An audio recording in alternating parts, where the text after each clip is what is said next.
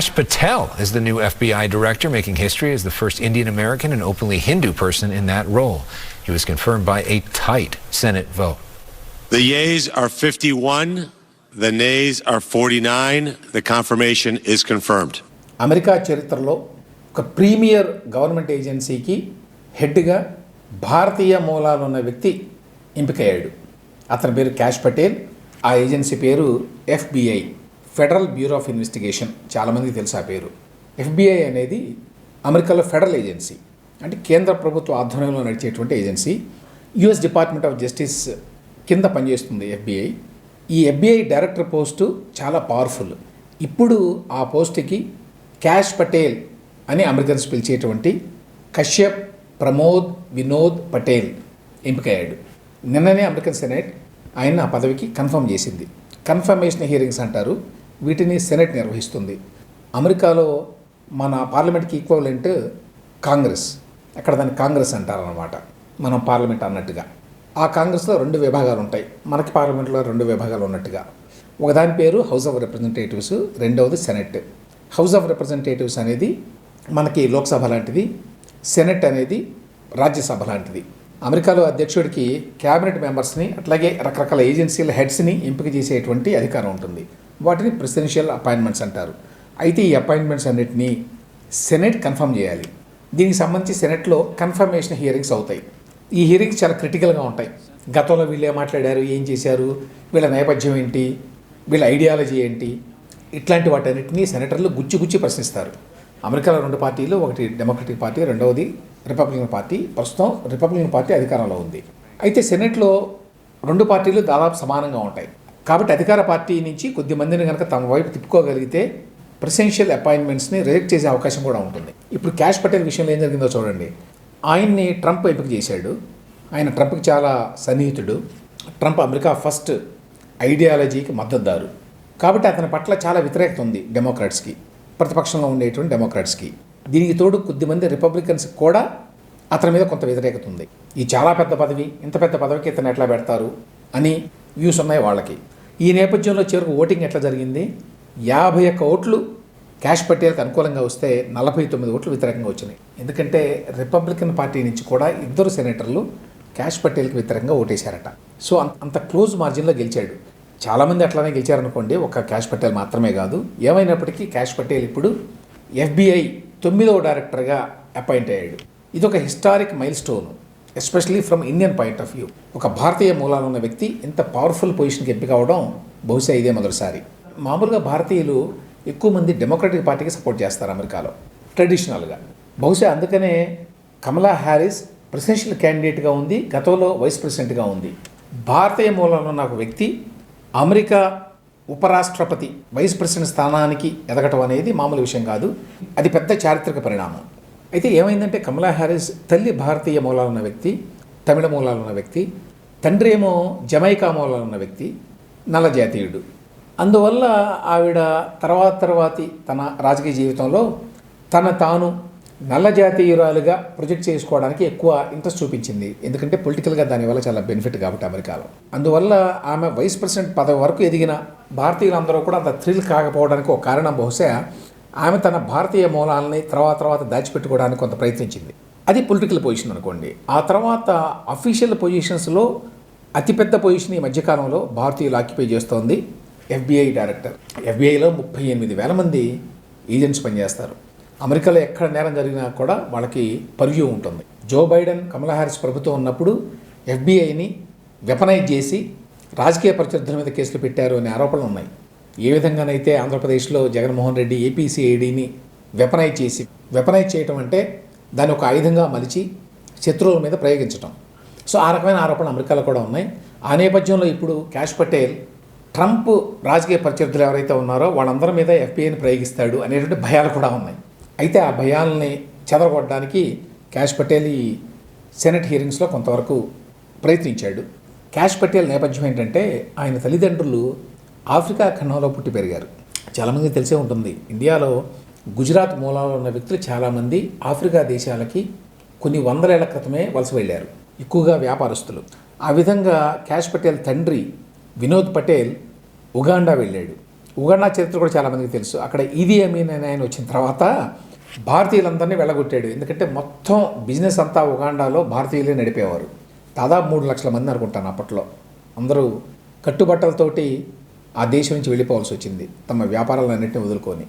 Cash Patel తల్లి టాంజానియాలో పుట్టి పెరిగారు. వీళ్ళిద్దరూ ఇండియాలో కలుసుకున్నారు, చదువుకునేటప్పుడు పెళ్లి చేసుకున్నారు. ఈదీ అమీన్ వెళ్ళగొట్టిన తర్వాత వీళ్ళని అమెరికాలో ఆశ్రయం పొందారు, న్యూయార్క్లో స్థిరపడ్డారు. అక్కడ పుట్టి పెరిగాడు క్యాష్ పటేల్. బాగా చదువుకున్నాడు, లా డిగ్రీ ఉంది, గత ప్రభుత్వాల్లో కూడా పనిచేశాడు. అయితే అతను ట్రంప్ మద్దతుదారుగా వెలుగులోకి వచ్చాడు. బాగా చాలా గట్టిగా నిలబడ్డాడు ట్రంప్కి సపోర్ట్గా. దాని ఫలితమే ఇప్పుడు ఇంత పెద్ద పదవి ఆయనకి దక్కడం. ఇంకో విశేషం ఏంటంటే అమెరికాలో ఇంత పెద్ద ప్రీమియర్ ఏజెన్సీ డైరెక్టర్గా ఉన్న వ్యక్తి హిందువు కావడం. అమెరికా ఎంత అభివృద్ధి చెందిన దేశమైనా ఆ సమాజం ఇప్పటికీ కూడా క్రిస్టియన్ సెంట్రిక్. ఆ క్రిస్టియన్ హోమోజెనిటీ ఉంటుంది, అందరూ క్రిస్టియన్సే ఉంటారు. అందులోని ఇక్కడ ఒక ఐరనీ ఏంటంటే ట్రంప్ది జాతీయవాదం అందరికీ తెలుసు. జాతీయవాదం అంటే అమెరికా ఫస్ట్ అనే నినాదం. ఆయన అమెరికా ప్రపంచంలో అందరూ హోమోజీనియస్ క్రిస్టియన్సే ఉంటారు. ఆ విమర్శలు చాలా ఉన్నాయి. ఆ నేపథ్యంలో ఒక ప్రీమియర్ ఏజెన్సీకి హిందూ మూలాలు ఉన్న వ్యక్తిని పెట్టడం అనేది విశేషంగా చెప్పుకోవాలి. క్యాష్ పటేల్ హిందూ అని బహుశా చాలామంది అమెరికన్స్ తెలిసి ఉండకపోవచ్చు, ఎందుకంటే వీళ్ళు పబ్లిక్ లైఫ్లో ఎక్కువగా తమ మతాన్ని ప్రదర్శించరు. అసలు కశ్యప్ పటేల్ అనే ఆయన పేరుని కూడా చాలామందికి తెలియదు. అమెరికాలో అందరూ ఆయన క్యాష్ పటేల్ అని అంటారు, ఎందుకంటే వాళ్ళకి నోరు తిరగదు కాబట్టి. అయితే తన హిందూ మూలాలను దాచుకోవడానికి కూడా క్యాష్ పటేల్ ఏమీ ప్రయత్నించాలా. ఈ కన్ఫర్మేషన్ హియరింగ్స్ జరిగినప్పుడు సెనెట్లో ఆయన తల్లిదండ్రులు ఇండియాలో ఉంటే వాళ్ళని పిలిపించుకున్నాడు, వాళ్ళ కాళ్ళకి నమస్కారం చేశాడు సెనెట్లో అందరి ముందు.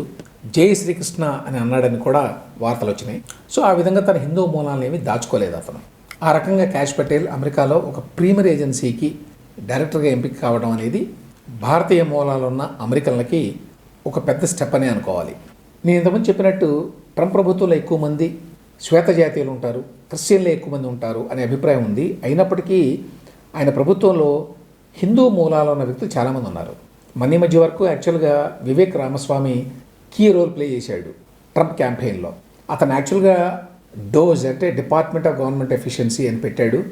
దానికి కో చైర్గా ఇద్దరు నియమించాడు. ఒకళ్ళేమో ఇలాన్ మస్క్, రెండో వ్యక్తి ఏమో వివేక్ రామస్వామి. అయితే వివేక్ రామస్వామి తర్వాత వైదొలిగాడు. ఇప్పుడు ఏం చెప్తున్నారంటే వివేక్ రామస్వామి రిపబ్లికన్ పార్టీ క్యాండిడేట్గా ఆయన స్వరాష్ట్రమైన ఒహాయో గవర్నర్ పదవికి పోటీ చేయబోతున్నాడు. అందుకోసమే డోజ్ పదవి నుంచి వైదొలిగాడు అని చెప్తున్నారు. ఒకవేళ వివేక్ రామస్వామి గవర్నర్ పదవికి పోటీ చేసి గెలిస్తే అది కూడా ఒక హిస్టారిక్ డెవలప్మెంట్ అవుతుంది.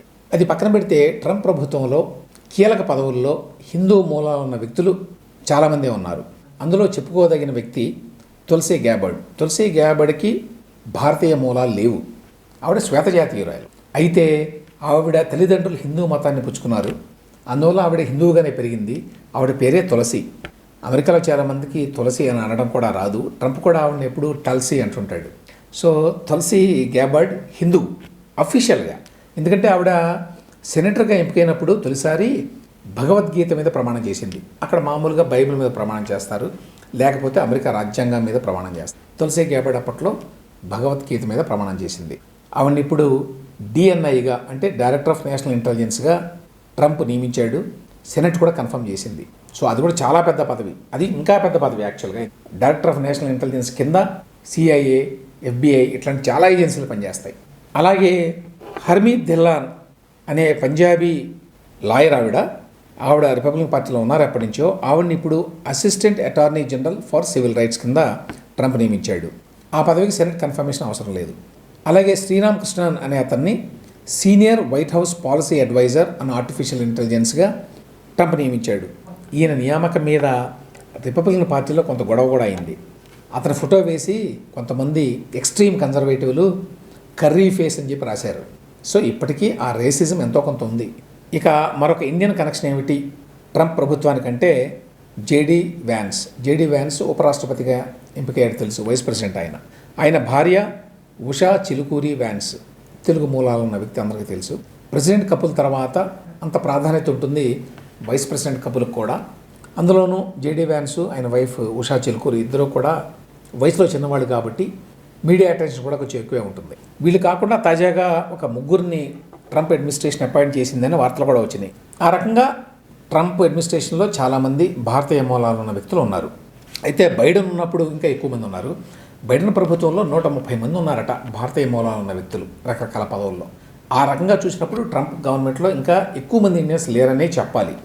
అయితే వీటన్నిటికంటే ఇంపార్టెంట్ పాయింట్ ఏమిటంటే చాలామంది భారతీయ మూలాలు ఉన్న వ్యక్తులు ట్రంప్ ప్రభుత్వంలో ఉన్నప్పటికీ దానివల్ల ప్రత్యేకంగా భారతదేశానికి కానీ లేక అమెరికాలో భారతీయ మూలాలు ఉన్న వ్యక్తులకు కానీ ప్రత్యేకంగా బెనిఫిట్ అని చెప్పడానికి లేదు. ఎగ్జాంపుల్ ఏమిటంటే ఈలాన్ మస్క్ ఆధ్వర్యంలో ఏర్పాటైన డోజ్ డిపార్ట్మెంట్ ఆఫ్ గవర్నమెంట్ ఎఫిషియన్సీలో చాలామంది యంగ్ పీపుల్ని రిక్రూట్ చేశారు. 19, 20, 21, 25 ఏళ్ల వాళ్ళంతా బ్రిలియంట్ స్టూడెంట్స్ అనుకోండి. అందులో ఒక వ్యక్తి మీద కంట్రవర్సీ వచ్చింది. ఏమిటంటే అతను గతంలో చాలా రేసిస్ట్ కామెంట్లు చేశాడు సోషల్ మీడియాలో. అందులో ఒకటి ఏమిటంటే యాంటీ ఇండియా కామెంట్స్, అంటే ఐ హేట్ ఇండియన్స్ లాంటివి చేశాడని చెప్తే అప్పుడు అతను తీసేశారు. తర్వాత మళ్ళీ తీసుకున్నారు. ఆ సందర్భంలో డెమోక్రటిక్ పార్టీకి చెందినటువంటి రో ఖన్నా, హౌస్ రిప్రజెంటేటివ్ అతను. రో ఖన్నా అంటే ఫుల్ నేమ్ రోహిత్ ఖన్నా. నేను చెప్పాను కదా అక్కడ రోహిత్ ఖన్నా అని చెప్పి అనలేరు కాబట్టి, గుర్తుపట్టలేరు కాబట్టి సింపుల్గా రో ఖన్నా అని పెట్టుకున్నాడు ఆయన.